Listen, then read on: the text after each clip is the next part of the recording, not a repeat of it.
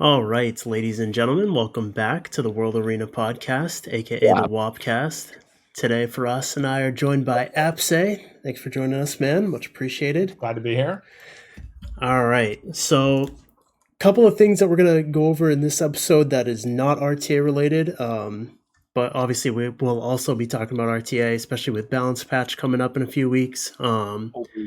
But first topic that we kind of want to talk about is we can start with grinds and gems. Okay, so this I mean obviously I'm speaking for everybody here. These are the most miserable things in all of Summoner's War. Like, you basically just slave away at these things, thousands of crystals, hoping that a orange one shows up in your rewards, and then after you finally get that to happen, then you pray that it rolls higher than the grind you've already got on your rune. 90% of the time it doesn't.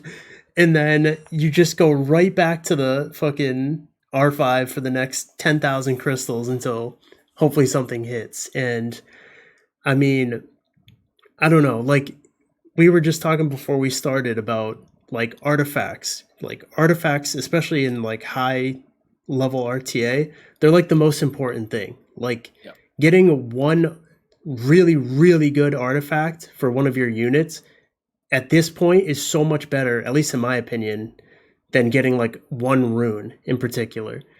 It feels that way, at least. Like, it completely changes the build of a unit when you can get, like, let's say a high triple or a quad accuracy on S3 or whatever. Like, now all of a sudden your Zabala can have a totally different build that utilizes the artifact in a slot 2, and now it's slot 6 doesn't have to be accuracy. Like, it changes everything. Or but at least just increases its the existing set on or even whatever. that. Like, maybe right now you're just low on accuracy, and it just completely changes the effectiveness of your unit. But those artifacts are super hard to farm. Like, it's really, really hard to snipe a perfect artifact. And also, one of those dungeons is complete garbage and takes fucking forever, and there's no good team for it. But like, when do you even farm artifacts? Like, every day that I'm not farming 10 hours of R5, I feel like I'm wasting my time. It's like, it just makes me feel even more hopeless. Like, oh yeah, that despair rune that I've had since last August, yeah, it's just never gonna have the 5 that I'm looking for. Yeah. Like, this is something we actually spoke about back with Seishi's, right? Yep. Back in the things we wanted to see. But we were talking about ancients in that, though. Specifically, No, ancients. we were talking about regulars as well. I've got, at least the majority of this fucking community has been talking about buffing R5 in some way, shape, or form, or just gems and grinds, period.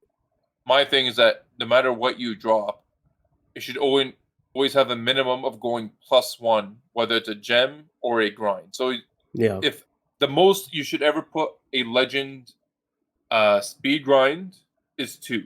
Right? I should have never have to go past 2 to roll a 5. First one rolls a 4, bend me over. Second one, though, will land a 5 all the time. Great. Same with my my grinds and my gems. Always minimum +1.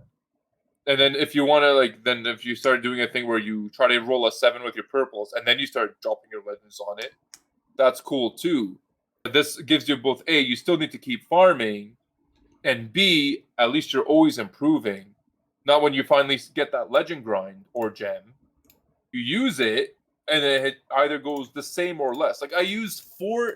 I was trying to get, just yesterday I was doing this. I used 4 legend attack percent gems on one of my slot 1s. I save them up because, like, I know I need a fuck ton, and I use all 4 to roll 11 4 times in a row. Yep. That's buns. That's buns. Like, I just wasted and these are not like, are they rare as LD5s? No. Are they as rare as a Nat 5? I think probably actually it might be a little higher than a Nat 5. I think I see Nat 5s more often than I do. It takes several thousand crystals to get a specific gem. It's not an exaggeration when people say thousands. Yeah, if you're talking a specific gem, like you specifically need an HP gem for a particular rune, like, buckle up. Like, that could take you 10,000 gems or 10,000 crystals, and then you could get that gem and it could roll 9. Yeah, it's kind of unfortunate because like even if it was like a system where like it literally rolled minimum and then it just incremented one time each, like that would suck in its own way because you could no longer sack maxes. But like knowing that there's a deterministic number that you have to do. I'm not saying that you always go +1. No, I'm saying the right, minimum becomes +1. right. But I'm just saying that even the worst case under that system, like assuming that it did require like starting at the minimum and going all the way up, like you know what's a gym roll 9 to 13? Yep. Yeah. It's like if you knew you farmed 4 of them and it would have a 13 guaranteed. It's like I don't know. I feel like you probably I don't actually. Well, I bet the average works out to be identical. You'd need 5 of them. So yeah, that's true. Because the 9 and the 13, but yeah, it's just a.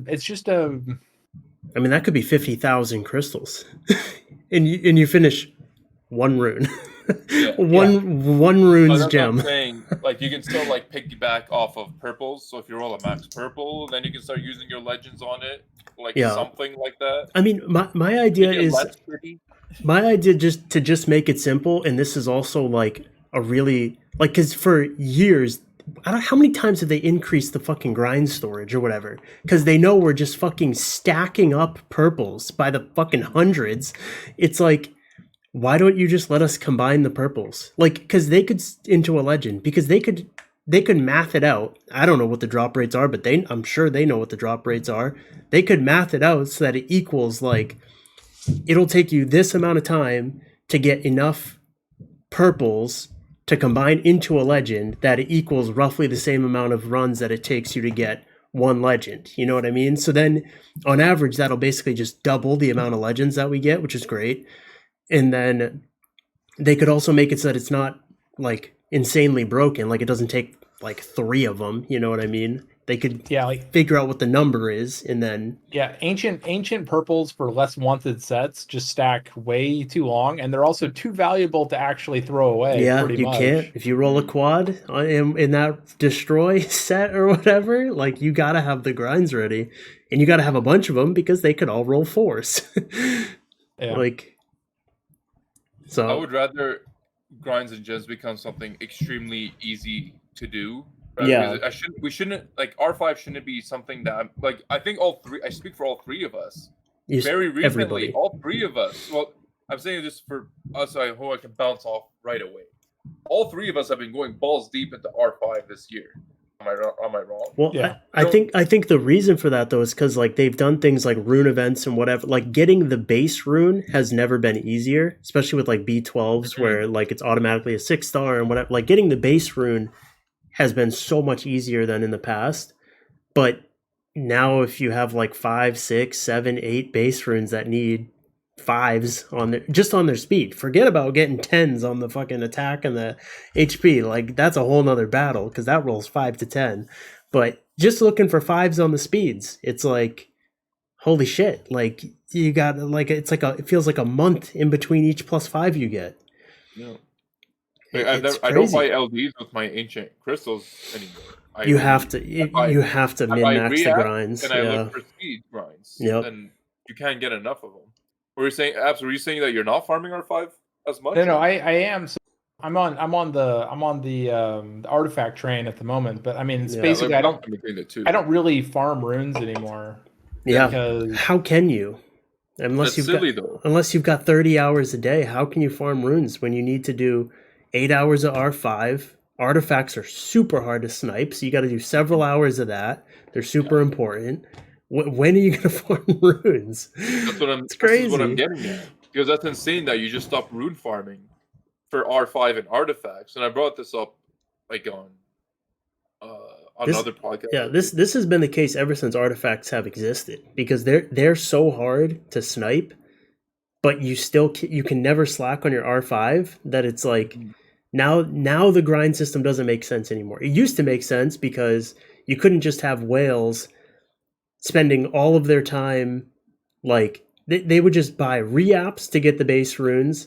If R5 was super easy, then they could just do R5 and like if there was a different grind system, they could max out all their runes super easy, spend all their money on rune packs and re-apps, it made sense to have R5 be like a barrier where it's like, this is where your time sink is. Like, even if you're a whale, this is where your time sink is. We need you logged into the game. But now artifacts exist. Like, you already have that time sink. But now you have 2, and there's not enough time in the day unless you pay someone on Fiverr to fucking farm for you all day. Like, wait, is that a thing? Hold up! You just got me interested. Of course it's a thing. Are you kidding me? You think those guys farm for themselves, bro? If you make if you spend $100,000 a year on this fucking game and you're not paying someone to farm for you, you are putting your money in the wrong place. Yeah, actually true. Like having the power of having 24-hour uptime on your account is way stronger than literally anything else you could have spent your money on. God, yeah. You can buy a Summoner's War bot for $43 Canadian. Okay, well, I wouldn't do a bot because then you could just lose your fucking account. Buy a bot. Definitely wouldn't do a bot. But I'm going to Fiverr all. I'm not gonna say names, but there's this guy showing off his G1 profile saying, "I will change the way you play Summoner's War." Holy! I gotta hire that guy. I should have been on this. But yeah, I mean that's my spiel about grinds and gems. I mean, they don't have to do it the combining way. I think that's the easiest way for them. You just make a little building.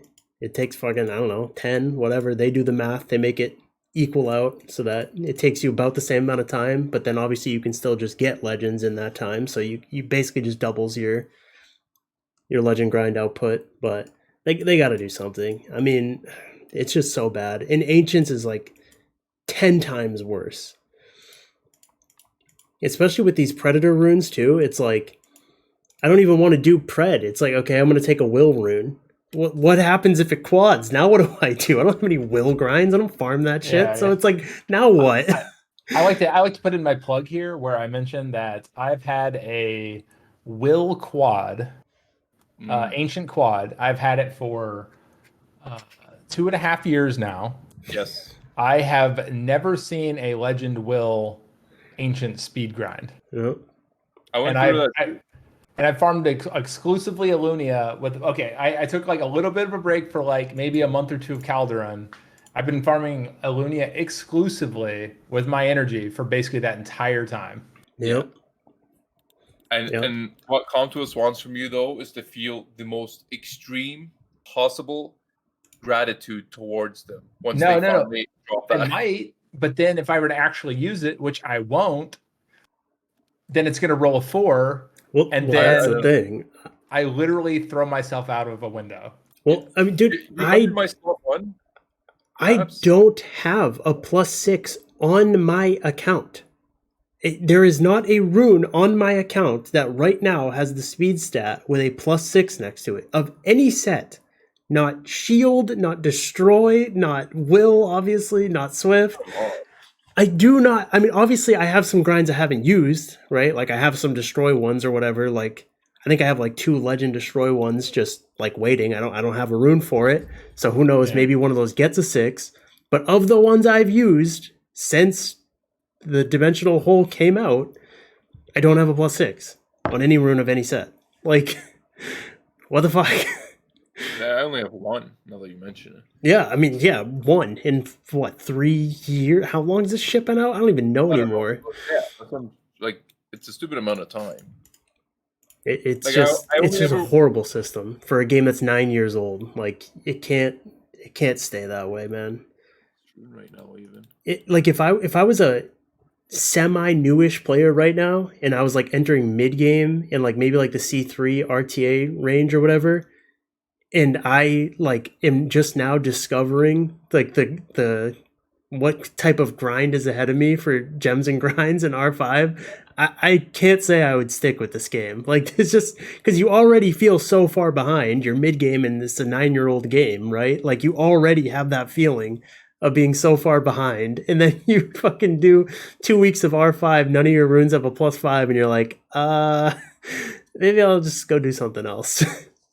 That's basically what it boils down to. And honestly, I kind of feel like that might actually contribute to one of the main problems I think a lot of people have like a lot of new players well, not new, but people who are new to RTA, I don't think understand, or maybe they're just discouraged by how incredibly important like even having like baseline purple grinds on everything is for RTA. Just because like you just become so much thicker. Like even your supports are hitting harder. Like that, it's a death by 1,000 cuts, and it's like, oh, it's like, oh, I'm speed tuned, I'm fast and stuff. It's like, okay, well your average rune efficiency is like 102. It's like, your okay, effective well, HP is like 90k. Looks at you. Yeah.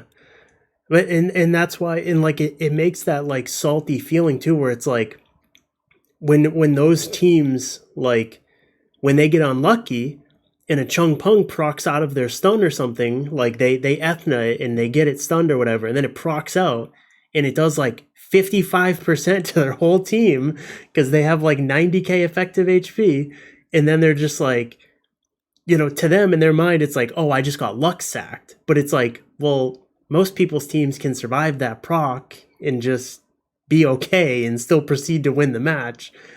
But if you're missing 10,000 HP on all your units because of gems and grinds, you can't survive that proc, and now you're going to feel even worse about the match that just happened, and you're just likely to just have a negative attitude towards the game. I mean, it's inevitable. You feel the effects of RNG a lot more. Like you just are not as stable in general. Yep.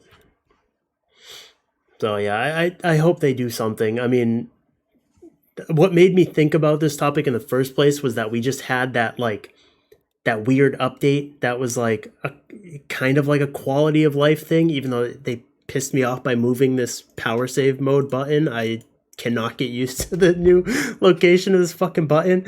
But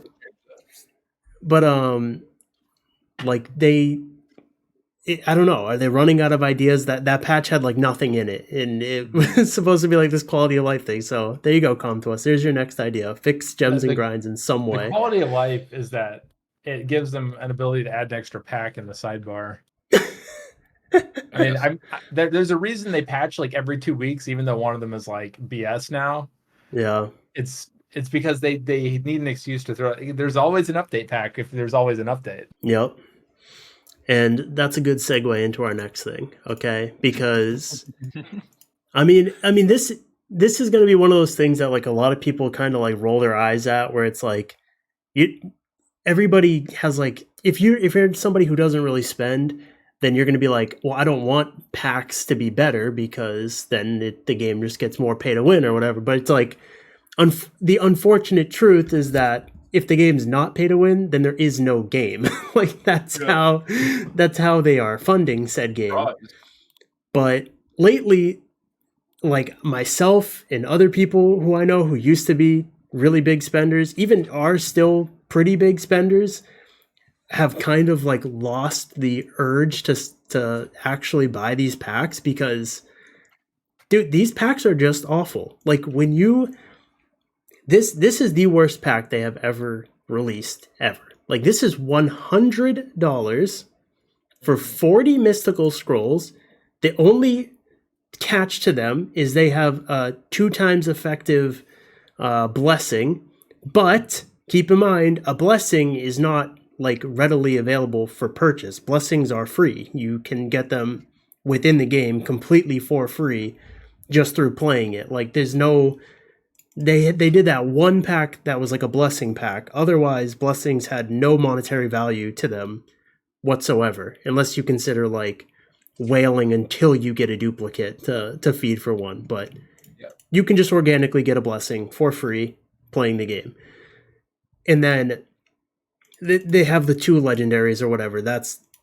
It's whatever. It's like, it's terrible compared to the monthly pack that has like 2 legendaries, 3 MS, 4 devils, fucking 5 whatever, 5 reaps, whatever the hell it is.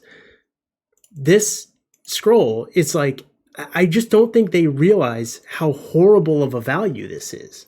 And it's like, I mean, I'm not going to feel bad for Comtois not making a bunch of money this month, but like, if you buy this pack, like, what do you do? Like, I don't know anybody who bought this.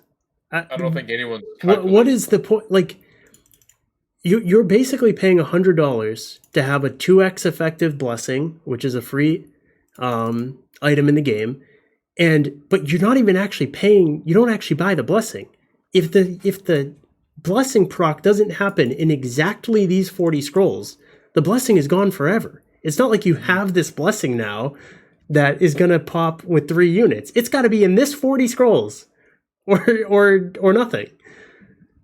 I What mean, was that one? Remember they had that one pack out that had a blessing in it? It was like $40. Yeah, I think it was like $40, but it had other shit in it too. I don't know. It's not here anymore, so I can't look at it. Like But if you bought 3 of those, you were way better off. oh my god, you were a zillion times better off because you have that blessing forever until it's procced. I know that this blessing is 2 times the effectiveness, but if it doesn't happen in 40 scrolls, then you paid for nothing. Yeah, the 9-year packs are definitely, like, I mean, honestly, it could just be a. So I feel like, and this is me completely guessing, is that in this economy, I think what's happened is people stop spending, right? Yep. In general, like as an average, I guarantee you somewhere there's a guy looking at his his data viz thing, looking at sales, and they're like, oh shit, people aren't spending. Yep. And so 2 things happen whenever people don't spend. They basically have 2 targets. You can either make packs more attractive to more people, basically increasing your buying base, or you can double down and market towards the people who do still spend. Right? Like if you want to get money, there's only you either increase your customer base or you like sell more to the same people. And I feel like Comtos has been doing a lot of weird like A/B testing kind of stuff where they're basically like they brainstorm. They're like, okay, what if we sell this stuff? Like, does this stuff sell? Okay, well, how about this stuff? And I feel like this thing right here is literally just this is a whale double down. This is we're going to sell stuff to people who will buy anything. We just need to put more packs out there. Because I don't even get how this is attractive to a whale. Like they're MS basically. I'm talking like hyper whale. Like literally someone who they just click the button.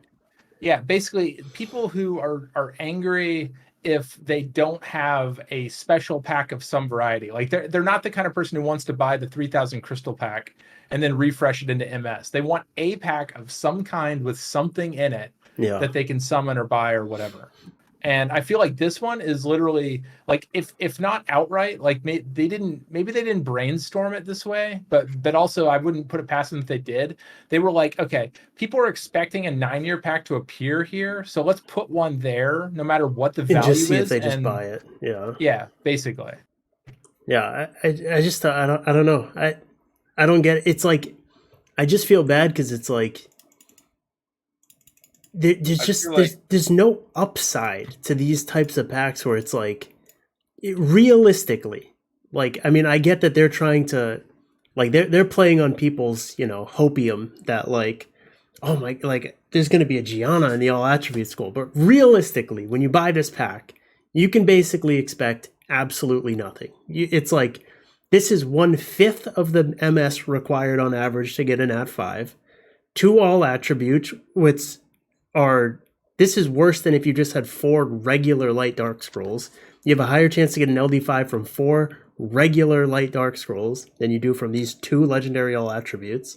Mm-hmm. So it's like there's no upside like to any of, and I just it's just not good for the game's like longevity if people are just gonna, like, people who are used to spending, like I spend a good amount on this game, and if that pack was a really good pack I'd probably buy it. But it's like it's so bad that even people who are used to spending a lot and do spend a lot are just like, yeah, no thanks. I mean, like you could almost sell me anything, but not that. Like, what the fuck? Yeah, like in that slot could have been a rerun of the React Plus like Rune thing. Yep. That cost less. The other thing that I was talking to Firas about is, remember the pack that used to be there? I'm pretty sure it used to reset every month, but it was $70, 100 MS. That is. I remember some ridiculous pack like that too.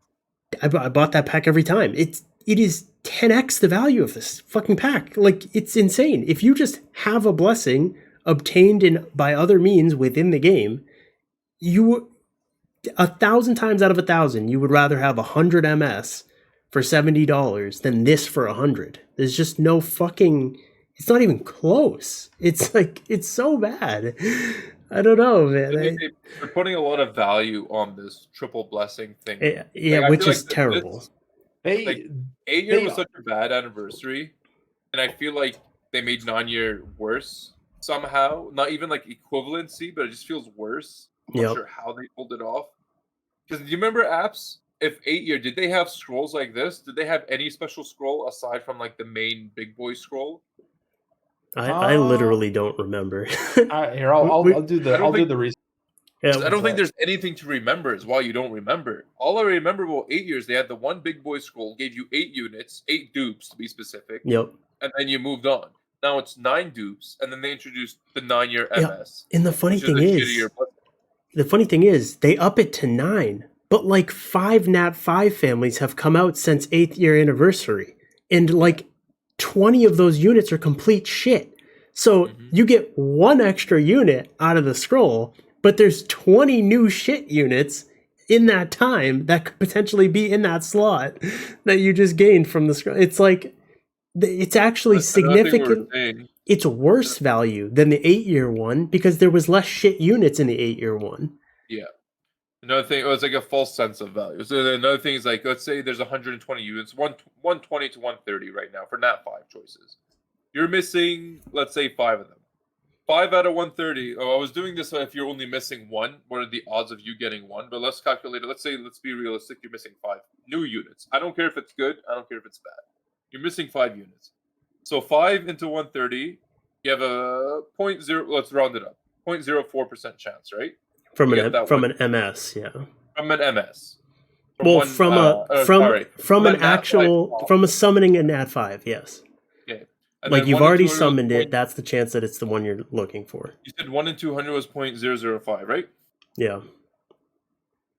So then to get it in 200, the average amount of MS you open to pop a new unit, you're looking at 0.0002% chance to pull a new unit if you're missing 5 out of the 130, out of 200 MS. 1 in 200 MS, roughly. Now, let's say what's nice, now we have the 9 year anniversary. My odds are now tripled. What's triple of 0.0002%? Does that sound really high to you? Yeah, I mean, yeah, you get 3 cracks at that. But the other problem is like, and the costs of these don't even equal out to that because these are, this costs over double what that other MS pack cost before. So it's like, I mean, yeah, I guess you get 3. No, you only get 1 extra chance because you could already have a blessing on a regular MS. So you really get 1 extra chance from what you could already have in game, and it costs double. That's about right? I mean, it's like it's double the chance from a regular blessing, and it costs about double. So I mean, I guess that's kind of on par. But normally, when you order fries, you get the ketchup on the side, right? These 9 year scrolls are the. These 9 year scrolls are you order the fries and they put the ketchup on for you, and you got to take it whether you like it or not. You know what I mean? You don't get to keep the ketchup on the side for later. That's true. Yeah, that's true. Want to use the ketchup or not? The ketchup comes with the fries. I guess once you're done with the fries, it's out. That's stupidly accurate. Yeah, I guess. I mean, I can't say it's inaccurate. Yeah, you don't even get to save the ketchup for later. If the blessing doesn't pop within those scrolls, it's gone forever.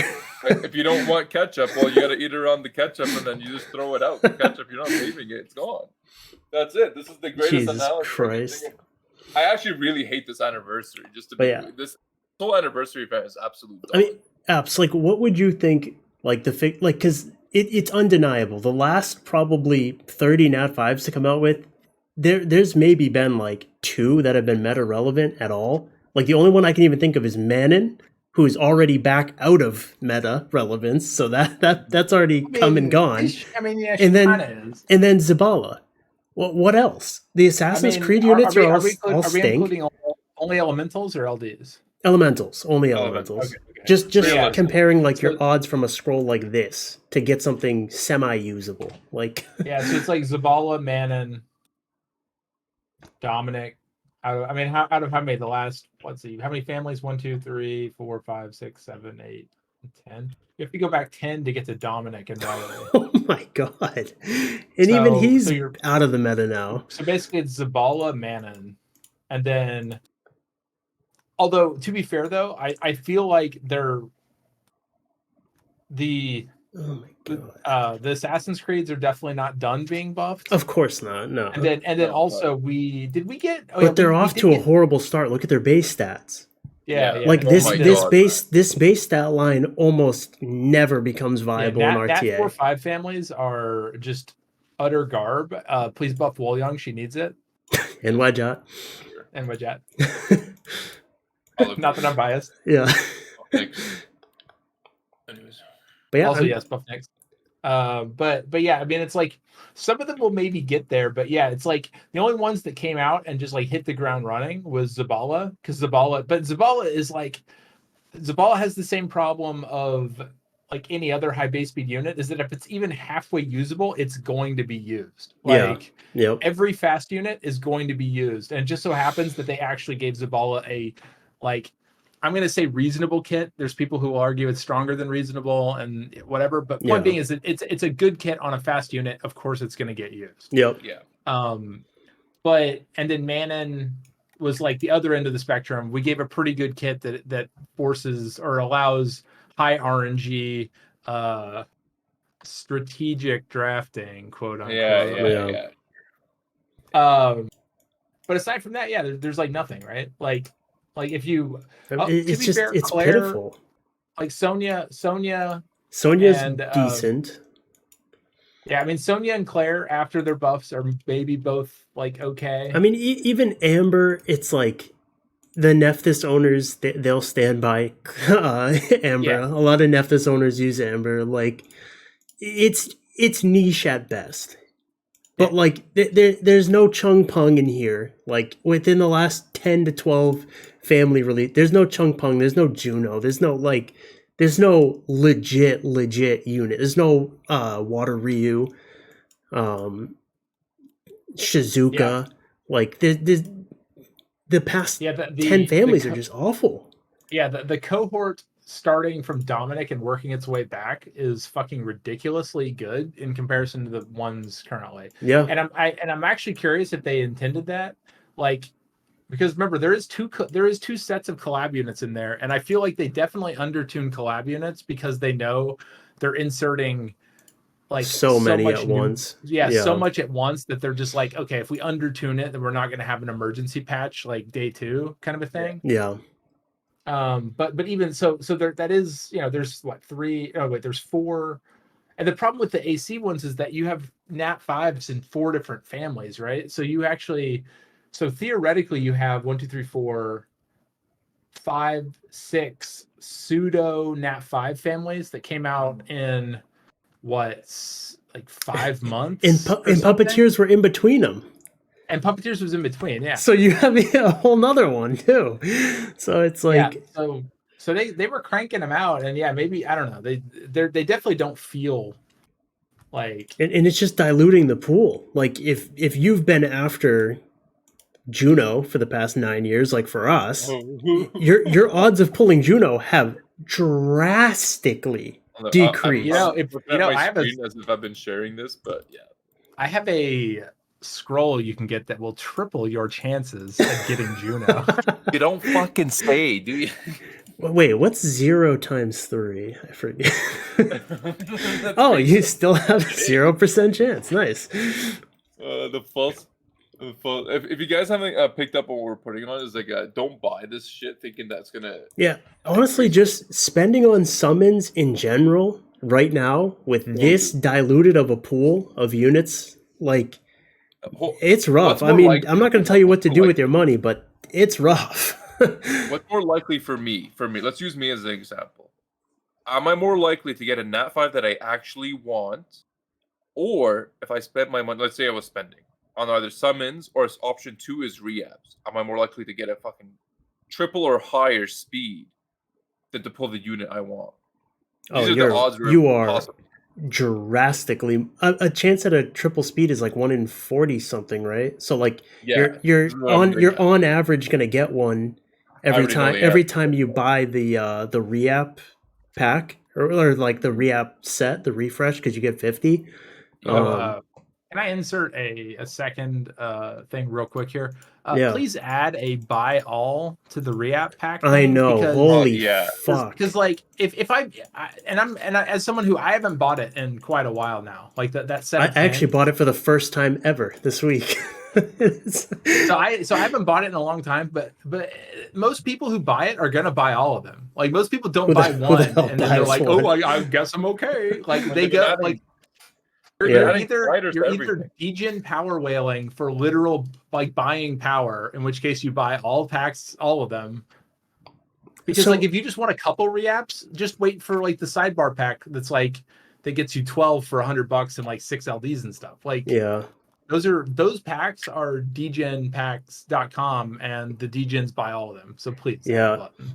And I do, from what I heard though, was that there's some app stores that have a limit, like to how much a single purchase can be. Like they don't let games have like a $300 one tap buy. IEP, yeah. Yeah, like I think there actually is like, but I don't think that's every app store. Like whichever app store does allow, because doesn't Chronicles have like an insane pack? So Yeah, yeah, but I believe they handle it outside of the App Store. I'm pretty sure that's like that's like some weird, like you go to a website and literally insert your credit card for like $1,200 or something. Yeah. I don't know. I didn't actually follow up on it. So yeah, what then yeah, I think that is why. Because Sounds like content I've to played me. I've played a lot of mobile games in my day. I can't remember a game that's had over $100 USD pack. So Like- yeah, so I don't think so. Like even what was that one Summoners War like game that had like the Voltron packs where like you like eventually had to spend like $5,000 to finish the thing off? It was, What? I don't know, but it sounds gacha game to me. It sounds par for the course. So you know these packs like in Summoners War where you like buy like, oh, they have like $5-10 packs. If you buy all of them, you get like a little gift. Right. Yeah. There was this one where it was basically like essentially there's like a heat bar and there's like $5,000 worth of packs in there, and to finish up the heat bar you basically have to buy like everything. What do you get out of the heat bar? What do you get at the end of this? Who knows? I don't remember, but that game doesn't exist anymore. What was that game called? I don't know. That's There's crazy. so many. Like Calabria, is it Calabria? Oh, it was Calabria. Yeah, Calabria. No did way. that. See that game was fucking. That game was That was sketchy. fun. Like That Well, game looked like buns, dude. That game had the best gacha game business model because Yep. it was like Get on in its and get face out. doing exactly what every gacha game does, which is that they started off with like not that much crazy packs, and then they ramped it up at like a linear rate, So and then it fast. just goes vertical, Yep. like just straight up. And then it's servers are shut down. We're out of here. Yeah, exactly. That guy, whoever or whichever team did that, cashed out. They are on a boat right now. You cannot Dude. find them. Man, International. I wish I water. had the talent to fucking create a mobile game, because it's like, dude, it's so you're selling pixels at such an alarming rate now. Like it's so normalized. Like this wouldn't work 10 years ago. But like nowadays, it is so normalized for someone to load up a game and drop $100 on it that it's like, oh my god! Like you just cash the fuck out. Like, But fuck. There was something you used to remind me of talking about. It was like the value when we're talking about the value of packs. I was saying before we started recording, like like now because of inflation, all that shit's getting to everyone, right? So restaurants, instead of increasing the price of their plates at restaurant, reduce the quality or not quantity. probably both, honestly. Probably the quality and the quantity. They're probably buying cheaper ingredients too. I thought like maybe this is what they're doing with those packs, right? So they're like, okay, well these people they want to spend on these packs. So instead of us making a really good $100 pack, we'll make this a really shitty $100 pack and see if they'll buy double the amount to get the same value they normally would have, like maybe last year when they bought the $100. So I feel like they might, but I feel like that's part of that A/B testing thing. Like the sidebar packs have gotten like as a counterpoint to our entire point of the packs have gotten worse. Is those those sidebar packs have gotten insanely good. Yeah, Like, and they're so often. There's Yeah, so they're many all now. I don't whale. but weirdly enough, what it did is it made me realize, like, why would I ever buy any normal pack ever? Because like I you're know, gonna I get a don't. sidebar with 6 LDs and 12 reaps, or it's like why who buys LD piece packs now where it's $100 for 3.5 LDs? Dr. Psycho. When I don't understand it. Just straight for a second sake. Since I have all my packs open, I'm just gonna share my screen. It's like for comparison's sake here. This right here, actually, this limit of 3, and I get 25, ignoring everything else, for 40 Canadian, which is I think USD. This is the 25 USD. yeah, it's $29.99 for that top one, and then the all of them is $49.99. 49. Okay, so this guy here, in the comparison, it's already insanely better. If I bump this up, times this by 3, it's way higher, right? Yeah, if you buy 3 of those in USD, you get 75 special scrolls. You get 3 LDs. You get a bonus of 3 Devilmon for no reason, and you're only short like a couple crystals, like 300 crystals or something. 400 crystals. But yeah, like I feel like they have abandoned any kind of standardized pricing model across packs. Yeah, like, straight up. That's why I wanted to talk about it. Yeah. No, I know. It's crazy. Like, and then you got this one. This is the monthly legendary pack that they always buff up. They buffed it for the non-year scams. But this one, for the first time, they changed the purchase limit to 2. Yeah, because monthly they might have, but monthly legendary packs are always only viable ones. So I will say though that I know no one except for me gives a single fuck about what I'm about to say, but they did technically take something away out of this pack, which is I didn't get a fucking mount. I didn't get an Elia skin. Yeah, seriously. Like that's actually a big deal. I mean, I only passively care about it, but like for whatever fucking reason, I like getting the little mount skins and being able to like have her walk around on a frog or something. And I don't got a frog this time. Like serial killers like to take souvenirs. Same thing with whales. They like to take souvenirs, and that would typically be the mount or I mean, a lot of us play this game because we are collectors at heart. Like we like that shit that's available one time forever. And if I ever feel like putting my Elia on a mount that was available one time 6 years ago, I want to have that mount. For the year of 2023, I swore off spending, but I went and bought these stickers. Of all things, I wanted these stickers. I'm an idiot for doing so, yes, but I wanted the stickers. Like I don't want to lose these stickers. I actually love emotes in this game. As much as everyone hates it, I love it. Yeah. I broke my fucking self-promise that I made to buy stickers. Not scrolls, not reapps, not a Juno. Stickers. That's what I went and bought. Yeah, that's my little click. And I feel like actually that's not wrong. Like why wouldn't you give everyone who buys this every month their monthly trophy of being a whale? That's just the whale trophy, right? Yeah, I mean, pretty much. I mean, as I said, it's like despite the fact that it says it's an increased value, I mean, I don't know what they value a cosmetic like that at, right? Like it really only ever comes in $100 packs, so I don't know. They do wallet behind that pretty consistently. Is there any other packs that are not popping up that I haven't seen yet? No transmogs. But yeah, I mean, I don't know. I don't know what the solution is. Like, I mean, there's no maybe they need to start by better balancing the units, right? So that it actually feels somewhat reasonable to expect getting a like new usable unit. But like right now it's just brutal because it's like, what are the odds that you pull specifically Chung Pung? Like you're in a meta now where Savannah doesn't cut it. Like the next best wind pushbacker with a defense break doesn't cut it. It has to, the power creep has gone so far that it's like it's Chung Pung or you do not use a wind AoE unit. Period. Like it's just so tough. Charlotte's good, but she's different. She doesn't have like the strip utility and like the she's really good versus like specifically like ragdoll teams and stuff because she just constantly keeps them at no bar. But it's just like I don't know. Even if Charlotte was like on par with Chung Peng, you're still talking 2 out of 40 something wind units. Yeah. What are the odds you pull one or the other? I just, man.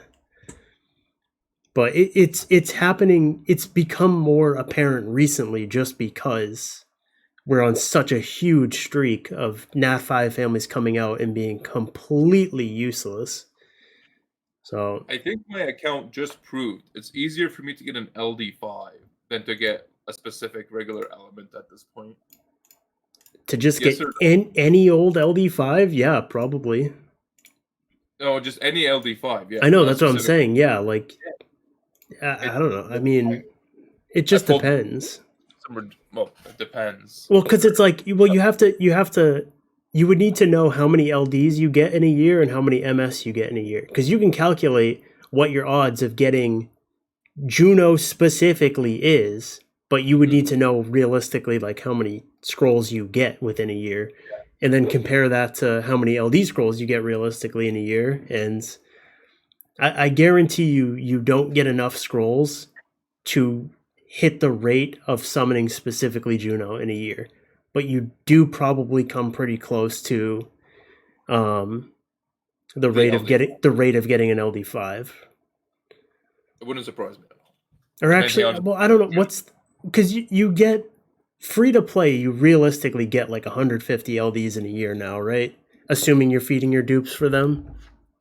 Well, I feed my dupes for blessings because I'm still chasing Juno like an idiot and the other units. But so then you probably get like, oh, man, it's just so hard to gauge now that there's the Ancient Crystal pack. It's so hard to, or the Ancient Crystal shop. It's so hard to gauge because it's like, if you don't spend every dupe into LDs, then that drastically changes your number. Yeah. If you do, then it drastically changes based on how many dupes you summon. So it's tough, but Either way, it's ridiculous. yeah. Either way, like even if I did dump everything into LDs, let's assume I got more LD5 somehow instead of chasing regular elements. Yeah. It still feels like, let's say no spending, I just farm, I get MS here and there, and then I'm doing my events, I get my LDs here and there. Or this is like without any daily, like I don't even buy the daily packs. Like I buy nothing. Yeah. I've gone full peasant mode. I think the averaging of my LD, I'm more likely to pop something from my LD than I am to ever pull anything out of regular element at this point.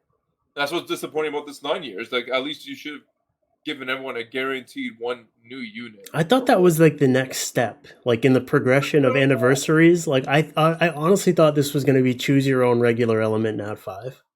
Like or some sort. I was so sure of it, but no. I would have straight up. I would have like these little MS things are silly. Like I said, it's ketchup. I ordered fries and I got the ketchup on the fries. I don't want it, but I would have bought this, and I would have probably what about this one too? Does this guarantee me? No, like this one, the Transcendence doesn't guarantee me one new unit. Why would I? No. A 9-year legend. Actually, no, I wouldn't buy this. I don't get why they even bother. Like, why would you ever release a scroll that isn't even equivalent to the one that you release every single year at Christmas? Like, what's the point of even going through the trouble of making this new 9-year thing? Because these 9-year packs are way better if you're not a whale, basically. Because like if you're missing 50 units and you get to choose 1 out of 8 or 9 or whatever, that's super good. If you're only missing 3 or 1, getting a guaranteed one is way better, right? Like it's weighted way differently. From a longtime player's perspective, these are way worse than the mythic or whatever they're. Yeah, I just don't know how many people that applies to anymore. Because I just feel like even if you've been playing for like 2 or 3 years, we just get such an abundance of scroll. Like, you've probably accumulated a good amount of Nat 5s. Like, maybe if you're someone like 6 months in, then you're probably in that situation where this scroll's better. But are you a spender? Maybe, maybe not. Like, I don't know. It's just kind of like a weird thing now where it's like, I feel like most people who are still playing this game at least committed enough to even buy a pack like that comes out. They probably are looking for some pretty specific units. Like, even if you're missing, like, ACOG is missing 20 or whatever, but there's only like 2 that he wants. So it's like, yeah, you're missing 20 and you can get this scroll that gives you 9 options, but you're really only looking for 2. Like, it's kind of, I don't know. Yeah. Mm-hmm. But that's the power creep, power gap issue in a nutshell, where it's like I'm missing 20 and there's only 2 that I give a shit about. That should never be the case. But the other 18 are so fucking bad that it's like you actively do not want to summon them. You would rather have a dupe that you can feed. Oh, man. But I mean, you know, we can, if you guys want to talk about RTA a little bit before we call it. I mean, how's the season going for you guys? World Arena podcast? Are you kidding? No. I mean, I think our balancing discussions from just talking about the packs kind of explains a little bit the situation of RTA, but yeah. I mean, how do you feel about the pick rates of the top 5 units, Apze, if you know who they are? So I'm very, very amused that Oliver continues to his death continues to be exaggerated.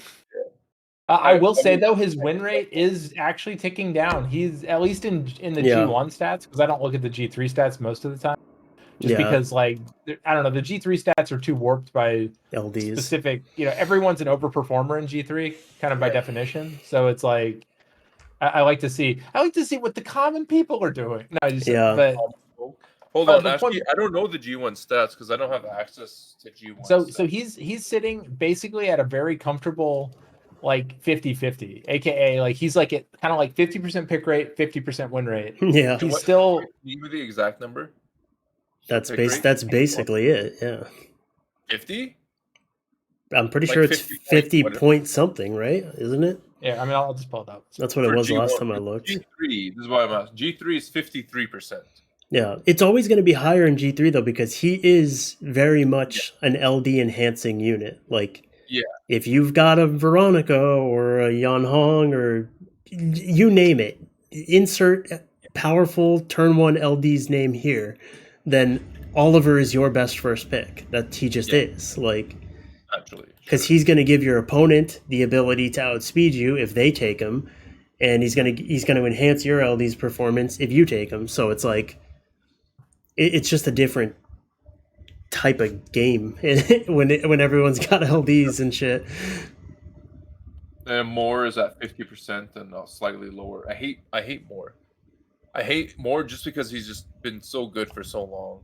And Oliver, he's becoming a luck sack unit, and that's what makes me truly hate him. It's like, it really is. Okay, just insert the astronaut meme. Always has been. Yeah. Well, no. When he first came out, he was strictly a Swift unit. Everybody's Moore was Swift. Pinky was in the Legend tournament with his Swift Moore and his Okeanos, and it was like, you just used him like a regular stripper, but if your opponent tried to outspeed you with Chiwu, then you cut. This is gonna say more about me than the meta, but I have always ran him on Despair. Yeah, well, I mean, he was the ultimate Swift unit when he first came out, because it was like the units that other people were using on Swift were all AoEs, so it's like if you lost the speed battle, they touched you, and then so now you won the speed battle. It's like he just completely flipped the game on its head every time. He made the 50-50 that some people wanted way back in the day. He made it a reality. Yeah, everyone had a chance at being turn 1. But now it's like you want him on Despair, because as soon as you pick him, most of the people that you fight are probably going to pivot. They're not going to try to go first and touch her more and let him move and fuck him up or whatever. They're probably going to pivot, and if they're going to pivot, then you're going to want the chance to stun their whatever, their Tinky or their Verd or whatever the hell they pivot into. So it's just different now, but... Were you able to get those stats ups? Say again. The stats for all of her is it actually like 50 in G3 or G1? G1. In G1 he's a 53.3% pick with a 50.15% win. Like he's literally it's the same as what I'm looking at then. Yeah, if you have the standard version, you can only see Guardian. It shows you Guardian, not G3 specific. I'm pretty sure. I have to ask that guy because it's not clear. Like, so based on the way that looks, it doesn't take any data from G2 matches. Well, I know that's not true because if you're G2 and then you go look yourself up, it takes the data from that match. So where does that go? So it clearly G2 is wrapped into one of those fields. I just don't know which one.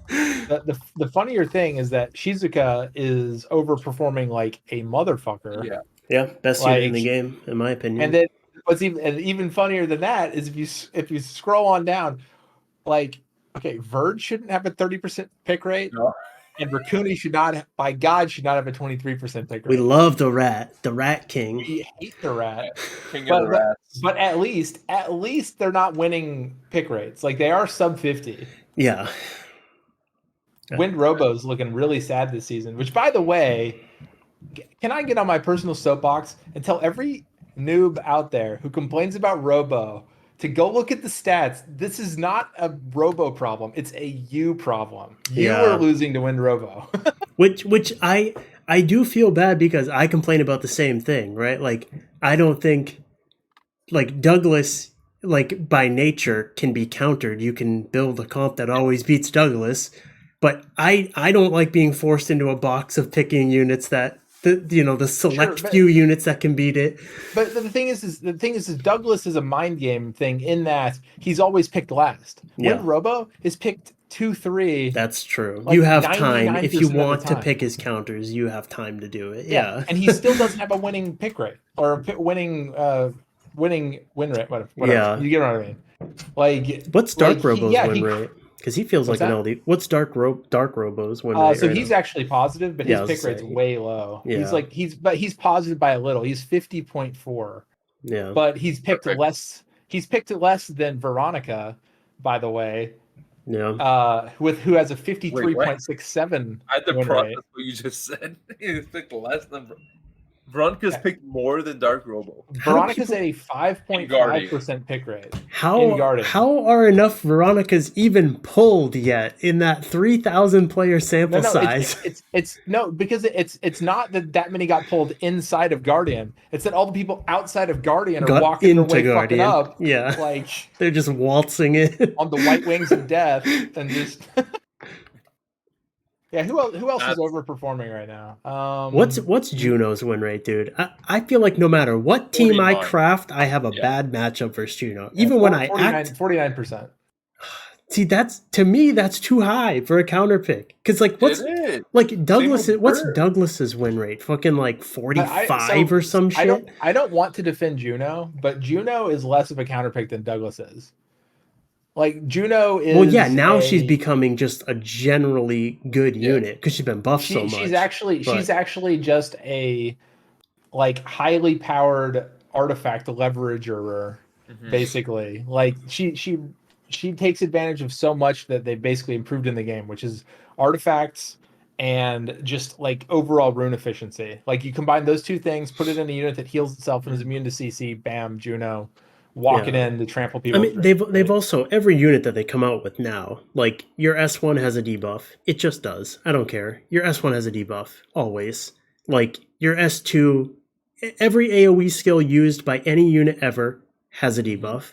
Like it's like there's just no avoiding her passive anymore. Like you can't play around it. Your units just have shit that activates the Juno. They just do. It's built in somewhere in your unit. Yeah, so over performers this season so far are and as follows. Charlotte. I would argue Shizuka because she's almost to a 50% pick rate with a 51.3 win rate, which is not that crazy, all things considered, because the worst levels of, when Oliver was at the prime of his power, he was way worse than that. Yep, he But was well over 70% pick rate. But that's still insane for a unit that theoretically got nerfed pretty hard. Yeah, like twice now, and is countered by a lot of the stuff that we're naming. Like her matchup into Oliver is not good. Her matchup into Juno is terrible. Like her matchup into Rikuni is terrible, and he's a wicked high pick rate. So it's like Shizuka people just pick Juno. They pick it with it. Yeah. The cool thing is you have a nice little fish effect, right? Where it's like the Olivers eat the Shizukas, but the Shizuka can draft the Juno, who also eats the Oliver and then counters itself. Let's see. Other overperformers are Ragdoll. He's still sitting in a 52.5. Well, hold on. Before you go into LD5s, is there any other elemental in that 5 that's overperforming? Because this just further bolsters my LDs are too strong in this meta. Chungus is really close to being. Yeah. He's below 51 though. He's at 50.64. So he's the next strongest elemental by my guesstimate. Barely over. Man, that ain't great. No, I mean, as I said, like most of the elementals, this is actually an even stronger LD season than previous seasons because they keep. It just keeps getting worse. They weakened Oliver. Moore's actually never been good. Like win rate Moore is the funniest. The Moore is the funniest unit in the game to me because I personally view him as the best unit in the game, and he's not a good unit. Yeah. Like if you look at the numbers. He literally never had, other than his first season in RTA where he immediately got nerfed after it, he's never been a high win rate unit. It's never happened in his existence. Let's see. Other good performers are the other good turn 2s. So you have Nana and Carnal. Both of those are like 51.5% win rates, but they're below 10%. To be fair, though, they're super rare. Carnal's win rate is higher now because I stopped first picking it. Because I'm just throwing right. If I take him, I drop his win rate like crazy. Not because did anyone ask about Arnold? Arnold. Oh, Carnal. I thought you were talking about. I thought you were back on the Arnold bandwagon. Damn, this man's a throwback. Oh my, I'm not throwing back. I like Cardinal. I thought this was like a bit you were doing. No. The Cardinal part is maybe it's a bit, but I don't fucking know. But I have stopped first pick. He's not even ruined for me. I mean, you have to be a Seru to really first pick the Cardinal. Seru. I don't believe in crit damage Cardinal. Shut up. Well, he's so hard to build. Let's see. Other kind of overperformers. Abellio is kind of there. He's at 51.1. Stop picking. By the way, you out there, you know who you are. Stop picking Wind Monkey. He may be the worst elemental unit that has a pick rate higher than 5%. Dude, people pick him versus Robos, and it's like, bro, you know the Robo's on Will, right? And the next time it moves, it stuns you. What are you doing? Wake up. You're gonna stuck all your attack bar and you built that thing 210 speed, right? Yeah. Like it's never getting out. But it's like I'm gonna do my spin. On the turn that I do my spin, I have Will, and then the following turn I'm stunning you. So what are you hoping to accomplish here? Wake up. Let's see. Who else elemental wise? We're like that's pretty much it until you get down into the I mean, even once you start getting into the sub 4%, like you're not like Ganny's actually pretty like he's down at 4% pick rate, but he's at 53% win, which is pretty nice. But he's also like he's a low enough pick rate that like you can pretty confidently say he's being carried by that super strong group of players that's like there's like a group of maybe 5 to 8 players, and they all have really good accounts and really good LDs, and they run Ganny Hathor. Yeah, and it's like those guys are fucking tough to beat. Like they're. I found, however, the best elemental unit in the game. Charlotte. Although her pick rate's very low right now. It's always Charlotte. Charlotte. She has been the highest win rate for like 10 straight seasons for regular element units. She is actually insane because she can turn any game around if she really wants it. Yep. And all that unit does is win. She doesn't even want it most of the time. She just does it anyway. And sometimes she just does it. No, this unit, all she does is win. After that, you're at really low pick rates. Actually, I mean, below that, at like the 2% range, you have like Hathor at 54%, Varad at 53%, which is kind of crazy. Yeah. But that's like if you when you talk about pick rates that low, you're also looking at Lucians, where Yep. like He beats what he like, beats. Like, yeah, that's what he does. when they draft him correctly and you give it to him, of course he wins. That's just what he does. Yeah. Yeah. So that's basically it. Rika, same kind of thing. So Yeah. and that's the problem is like so that's how many like 7 positive win rate units out of the elementals in the top 80. And then you 100, sort by win rate and just start looking at LDs, and there's like fucking 15 to 20 of them, all with like 53% win rates or 52 or higher win rates. It's like, holy fuck. Yeah, the all element winners is of course the lord of the game, Ragdoll, who still is I feel like it's gonna be like for 15 years running, Ragdoll is in the top 15 picked units at a comfortable 53% win rate. Yep. You know, like he'll never leave. He just will not get the fuck out. Yeah. Gianna is so weirdly, Gianna is an interesting data point because she's usually what I would expect to be number 2 for LDs, like in terms of pick rate. She is, but she's dropped like 10 to 15% pick rate. Like she's at 12.5 right now. She used to be pretty comfortable 23. Yep. And I think that's just a product of what's that? Her counter picks are just that much longer now. Yeah, the counter picks are getting longer, and also I think the fact she used to be like you could draft her comfortably in an actual turn 1 fight, and now that's like the issue. She's made to abuse. She's really a abused turn 2 units now. Like if you're not running her Despair Violent, I feel like you're actually wasting her potential currently. Did you say Despair? Yeah, because the issue with her is like, well, the issue with every unit in the entire game is that if you have under like 108 base speed, you are not a viable Swift unit anymore. And that's just it. Yeah. It's like that's one thing we spoke about on the WAP that failed to upload. Aside from the trio, of course, but that's for a different reason. Like the 3 booster speed leads, I feel are the only other Swift units that have like a place in the game. Semi viability, yeah. Yeah, because like and their win rates don't reflect that. No, it does, but it occupies an interesting draft position because that you have so many roles packed into one that it gives you a lot of flexibility elsewhere. It's not because you're expecting them to win what you think they should win. It's because of the versatility in the draft more so than anything else. Because like that's why I started first picking Woolyoung is because hey, if you want to challenge me for turn 1, you are forced to bring a fast booster and a speed lead now. Yeah, I wish there was good defense units so I could do that same thing with Wedgeat because it's there's no pivoting off of like it's not like Woolyoung you can be like, oh, you're going turn 2. Well, here's like a Sonya that now does 65,000 damage because of the attack buff. Yeah, and just like you can pivot into some really strong snipe stuff. But Kinky surprisingly has regained his number 3 LD status, which is so weird. Can't even. I don't even like, dude. Losing to a Kinky. I'm fighting him a lot, but why? I can't remember last. I use a lot of stuns and shit, and I still fight Kinkies and stuff. I can't remember the last time I've lost to a Kinky. Maybe because is he. So here's the thought: is he good as a turn 2 unit versus other good turn 2 units? Like does he win That's in the Fire Monkey matchup? Because he doesn't beat me. But that's what I said is like, for instance, if someone drafts Fire Monkey Camilla, does he just win that if he's on high res? Because like the Camilla can't stun it really.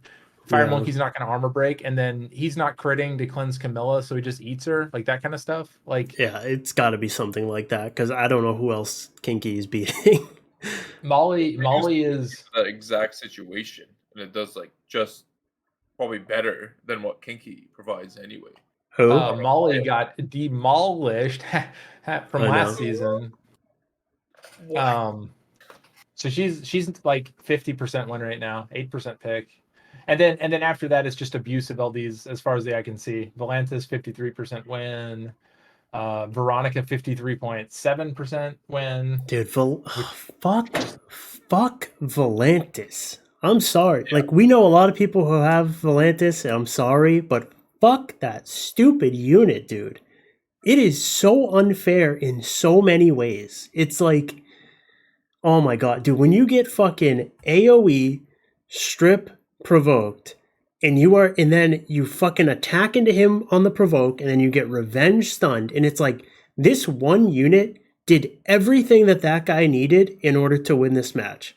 The other 3 units on his team were just gravy. Like, there's the one unit handled everything else, and the other 3 units are just like, they're just along for the ride. And the Douglas got picked for me to ban it, and that's about it. Like, That's the worst part. After fuck that, Volantis. After that, the LDCCs are pretty much the kings of the game. Yep. Sean and Sean, Light Monkey, dude. who I'm told is a bad unit. Someone said that. I don't know. 54% win rate. I don't know who said that, but someone did. Both ACOG and Taki are dumbasses. Wait, are they both? Wait, they're both on the same page? Neither of them use him. They think he's boring and bad in the meta, and what a bunch of morons. Huh? That's literally the most justified. Huh? I would just use him on crit damage. I like, fuck it. I mean, so I will say that he despite that win rate, he might just be one of those units like that is also a heavily like LD leveraged unit. Like when he's paired with other LDs, he just like he goes from being like an annoying, like you'll never get to move threat to oops, I held you down long enough that my 3 other busted LDs just killed you kind of thing. I mean, if you have like a Veronica that's strip resetting the Josephines and shit like that to tee off the Light Monkey, like that's almost uncounterable. And as busted and annoying as she is, interesting data point, Seimei, not as high a win rate as Shizuka. I never fight Seimei. I don't know what it is. Maybe my team's just not weak to it. I never fight that thing. Everyone complains about it, and I don't even experience it. What I found is that if they have a Seimei, I just draft Dark Robo, and then I just never use skill 3, and then they die. Oh yeah, they're like, you never click skill 3. You have to use it to heal me, and I'm like, no. Yeah. Yeah. I don't know. I mean, it's like I just don't see how they get the game back to like, I don't know, I say back, it's always been a pretty top heavy game, like unit wise, but man, I just miss when you could be like, oh, I got a Savannah, like I'm gonna build Savannah and like make some cool comp around it or whatever, and now it's like, nah, dude, not happening, man. Like, I don't know how you get back to it. I don't know how you do it. I don't know. Honestly, I am not particularly optimistic that they can. Yeah. Like the only way they can quote unquote fix it is they essentially need to introduce more rock paper scissors, like hard counters for the units that basically, like if you draft Savannah, you need to have a very hard counter to the things that counter Savannah. Yeah. So you need something that kills like Fire Monkey, it kills Leo, it kills. So you need an Oblivion unit that's actually good. Yeah, basically. Like that's what it actually needs to be. There needs to be ISIS, and then there needs to be one other one that is also ISIS, but has a pushback and a slow. Yeah. Like, or just isn't it fucking hilarious that this last patch they put Oblivion on an AoE skill that can't glance, but the Oblivion itself is not part of the AoE? So it's like they were this close and they just didn't take that extra step. They're like, okay, she's got an AoE skill, but now it's like, because the Oblivion is on the single target portion and not on the AoE portion, it's a negative. Because if you don't specifically target the Douglas or specifically target the Verd, then you still have to hit them while you're Oblivioning something else. It's like, it's a negative. They found a way to to put Oblivion onto a unit with an AoE and make it a negative. Like, you motherfuckers. Yeah, it's like, yeah, I mean, honestly, I need to rune back up ISIS. So she's been out of my rotation for a little bit, specifically because I had a lot of bad experiences with her, but she might have to come back. Like, there's too many people that it's essentially a force ban. Like, honestly, like drafting a well-tuned ISIS Daphnis comp is like the most emotionally freeing thing you can do, I'm pretty sure. Yeah, it is.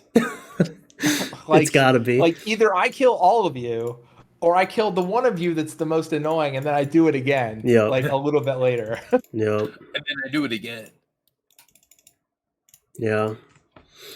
Yeah, I mean, an Oblivion unit would be a great start. The issue is though, it's like that's such a game altering change that like I can't imagine that they do it during one of their mid season patches, which is what we're about to get.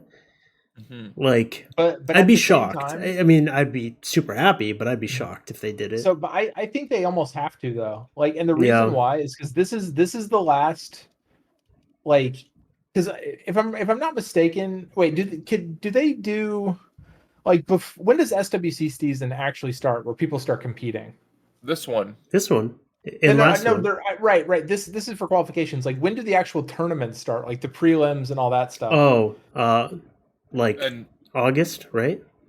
So June. Okay, three so they do have months another from couple now. patches. I think Yeah, more at least July. one more patch until Because prelims. I feel like they have to lock in effectively the top meta before that start. And I feel like this one they're getting close to not being able to do it, right? Because like this is what May, June, July. So they have this patch and the next one, and then we're into the season. So they only have 2 patches, including this one, to like get it together, right? Yeah, but I don't know how much they even. I don't know how much they care, to be honest. I mean that's what we project onto them, but I just don't know how much, because like that's logical. Like, but I just don't know how much, because they've done shit like this in the past where like they've, I one of the most like relevant ones is when Leona first got buffed, and it was like this super like pivotal buff like to this really specific LD5 that no one was using until she got that buff. And like teams that were being used at the time just did not account for this unit that could not be killed without a defense break. And they literally, that patch released in the middle of qualifiers. Like, I can't remember which order it happened in, but it was either Europe qualifiers happened, Leona got buffed, here comes North America qualifiers, or the other way around, where it was like one qualifier didn't have this super crazy cracked unit, and the very next one did, because the patch came out in the middle of them. It was like, what the fuck are you guys doing? They just don't care. Yeah, it was like That's all it is. it was so illogical. It's like we're watching like a different game 3 weeks apart, 2 different SWC like cup qualifier tournaments. Like, what the It feels fuck? like. Like, what is going on? But I mean, I don't know. I mean, I hope they care, because I feel bad if you're like somebody, like if you get into SWC because your unit is super cracked, and then like, let's just say Volantis, because fuck that unit, gets nerfed right at the precipice of like SWC's about to start. Yeah, that I feel like sucks. they wouldn't do it for like in front of the finals, but can you imagine like Gurkha patch is like, the patch before the finals? Oh my god, or yeah. something like that. Like, yeah. I don't What do know. you do? I'm really looking forward to this. Okay, this is like I like the pure amnesia slash like deja vu feeling that I have every time we talk about the next balance patch, because every time I'm like, I'm really looking forward to this I balance know. patch. I hope they do. I have optimism for this one, guys. I know. And then every time I'm just like, why is there another hardcore RNG unit inserted into my Well, that's because my like game to plan? us it seems so simple. Like, what need like can you just give us an Oblivion unit, and then we can just see how the game progresses from there? Like, and like you can just it feels so simple, but it never literally happens. all I want is a unit. Okay, it does 3 things. Okay. 50% bar pushback. Yep. Oblivion. Yep. Slow. Yep. Like, I want a unit that Doesn't that make fucks contact. Second turn RNG units as bad as Douglas fucks Chung Pong. Yeah. Like, if you let this in, you are fucking dead. Yeah. Like, and they just release one. Make those people play with like a certain level of like intellectual like honesty. They have to deal with the fact that something can kill them and they can't RNG their way out of it. Yeah. I mean, they can still get 15%, but you know what I mean? Like, Yeah. like, Yes. But like right now that just doesn't exist. You could first pick Tessa, and your opponent there's like a 60% chance that they still pick 5 passives, no cleanse, no immunity, and leave your Tessa because there's fucking nothing to worry about. I had a stream like a long time ago, like now, where I literally picked like, you know, what's her face? Isis, like second or third, because it's like, okay, guy drops Riley in. I'm like, okay, it's gonna be one of these guys. Yeah. I pick Isis. Man picks 5 passives, bans Isis. Like it's like There's this guy doesn't give. He has nothing to worry like about. Every other unit, he can maybe just like weasel his way out of it. Like, yep. And even Isis, like the really smart people with super high efficiency, they just leave her in because they can live long enough ban for that the shit damage. to wear out. Right? Like, yeah. ban the biggest damage threat and just survive the Isis turns. Yeah. Because she's not pushing you back, she's not slowing you. You're gonna get your turns eventually. And also, especially with stuff like Riley, right? Like you have Verds to counter the strip, so I either have to ban the Verd, or you get you either get the Verd to key off of my strip and then accelerate your way out of the immunity, or you get Riley who doesn't give a shit about silence or oblivion. Like there's units that don't care. And even after all of that, one proc invalidates the whole thing. It's like they're just immediately free from their fucking lockdown to 122%. The Ragdoll procs, Oblivion's gone. He's back live and in action. Like back online. Before anyone in the comments says like, oh well, you guys are drafting something that invites that, I've been drafting the Vanessa Shizuka +2 nuker whatever draft. People are still taking Douglas into me. What doesn't invite it is my question. What is there not a passive answer for? I take a Teor, they leave the Teor, they lose. Like and they like they left. But even Teor though, they have Leo. Diana's great versus him. She gets a gazillion bar off his S3. Like she kills him in 2 shots. Like there is a passive answer to any unit you can name. There's an answer for it in the form of a passive. I know, like, but what I'm getting at, just using the Douglas as an example, like Douglas into me is just insane. Like it's practically suicide. Well, it used to be like a free win against me. Now it is. Now it's not. It's just like you're just ruining your own comp by doing it. But what I'm getting at is like people are just throwing the passive units out, whether or not you are drafting something that is relevant to those passives that they're throwing at you. You get what I'm saying? Yeah. Well, I mean, like Juno doesn't need to like. You don't have to pick Juno into a Rika anymore. You know what I mean? You could just pick Juno anytime you want. Well, I'm just like my version of this is like if you fight someone who drafts like Oliver, Savannah, Triton, Chungpung, something like literally a quad win. It's like you are intellectually required to draft Douglas Triple Revenge Bird. Like that person deserves what you were about to do to them. Right. But the problem is sometimes you can just draft Douglas into anything, and he will just sometimes win. And those people love that. More than sometimes, dude. Juno beats more. Like I feel like she's favored in the 1v1. I honestly think that Juno is favored versus a more. Like it just happens way too fucking often, where she just shreds him. And every time he touches her, she gives her the speed buff to then lap him, and then she heals off of the attack break that he put on her, potentially the despair stun, so now she gets a double heal, and she just shreds you.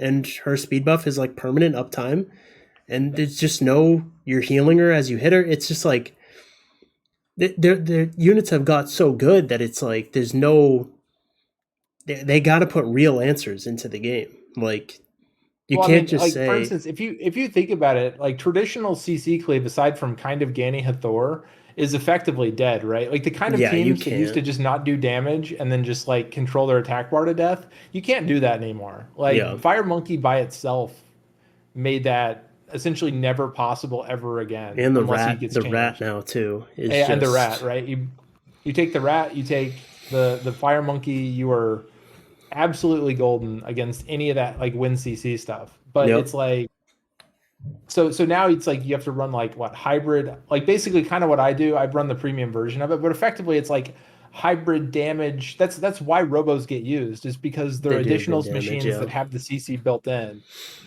Like it's nice to have an LD to mix in it too, because if you don't have the LD, you can't even like Sean obviously being the best possible Yeah. unit to use in that spot. I think even more so than Isis, he is the best LD versus passives in the game. Like, I don't think it gets any better than Sean. He'll never glance. He doesn't touch when he does his CC. Like, he gives speed buff while reducing their attack bar. That is the ultimate counter to passive teams running fucking plus 100 speed on their units. Like, he is the ultimate passive killer. Sean is actually insane. He has no downside versus passives that I can even like think of. Like, I mean Leo, but I mean, yeah. Even then, his S3 is so good versus Leo. Like, yes, you lose your damage on your S2, but like a non-touch stun that pushes them back and boosts you, like that's massive momentum. It's just I it's actually crazy. need to go like right now. Yeah. So you guys can continue. No, I'm that's fine. vanishing. We can end it here. We're gone pretty long. I'm leaving right now anyway. Bye, all right. everyone. Goodbye. Goodbye. Fire ass.